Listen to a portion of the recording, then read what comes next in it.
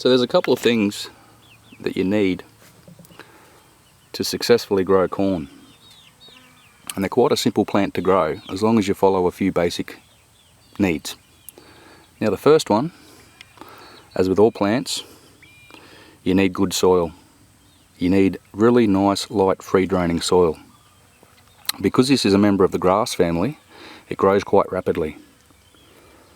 So basically amend your soil before planting with lots of nitrogen. These things love nitrogen. Okay, if you don't have nitrogen in your soil, they'll grow very short and they'll grow very spindly and you won't get much corn at all. Now secondly, they're very thirsty, so you've got to keep the water up to them. Very important. Thirdly, sunlight. Now these things take as much sun as you can throw at them, so it's no good growing them in the shade because they just won't perform, and the hotter the better. So here in the subtropics we can basically grow these for 7 months, okay, from about August to February. So when I plant these, I plant them in monthly successions, okay, so every year I get 7 crops of corn, so I grow them a month apart. So I'm continuously harvesting corn for 7 months. So when you start planting your corn seeds, and it doesn't matter how you want to do it, whether it's in a raised bed or a mounded bed like this, just plant your seeds. I basically get my hand and I'll do a little shallow trench like that, just into the soil. And then about every, say, 20 or 30 centimetres, I'll put one seed. And I'll do 2 rows either side of each other. You can do as many rows as you want. The closer you put corn together, the better, for pollination purposes. Then when your seeds are in, simply cover that soil back over that seed and give it a nice little drink. Now in about a week, those seeds should start sprouting up. Now, if your seeds don't come up, there could be a couple of possibilities. Either the seed has rotted in the ground, which is quite common, and secondly, little critters love burrowing into your soil and eating that seed, especially when it's about due to germinate. So a little trick that I find is when I put my seeds down, I'll cover the ground with a bit of shade cloth or a bit of plastic or whatever I can find, just for about a period of about a week. And then periodically, at the end of that week, I'll come out and I'll have a look and I'll lift up my bit of shade cloth and I'll see if they've started germinating. Normally then, you're pretty safe.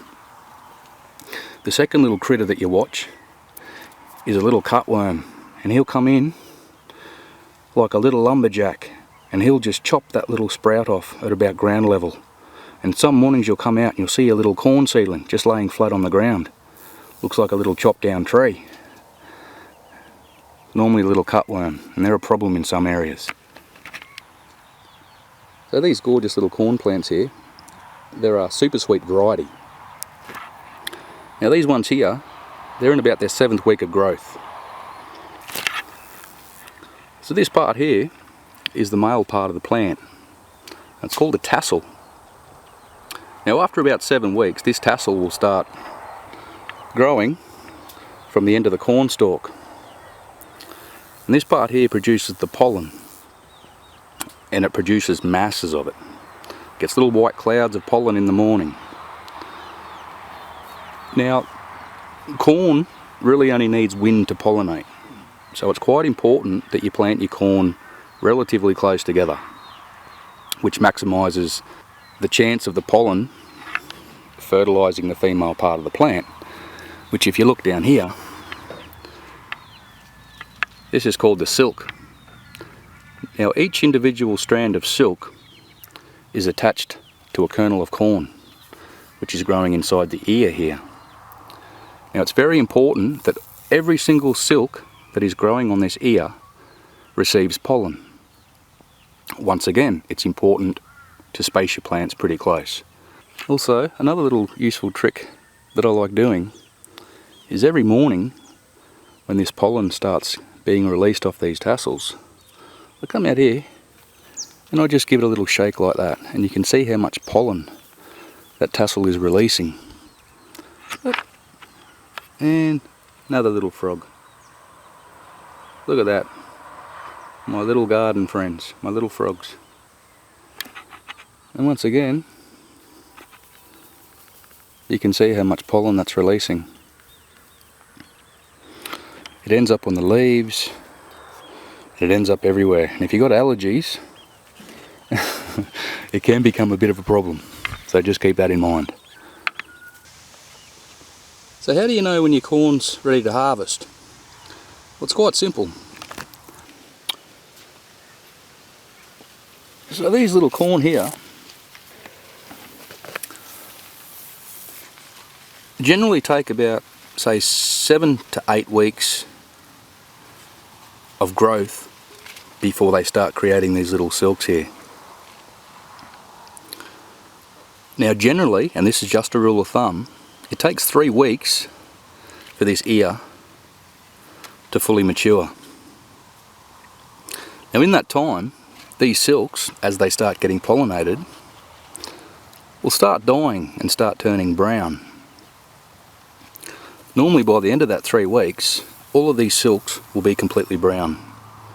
Now that's the first sign that this ear is ready to harvest.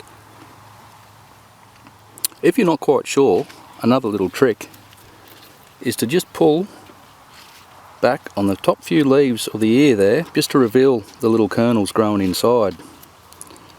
Now if you can stick your fingernail in there and it releases a milky substance, you know you're pretty good. You know they're right to go. If it's still a little bit clear, leave them on for just a few more days and then they'll be ready to go. You want your corn to achieve its maximum sweetness.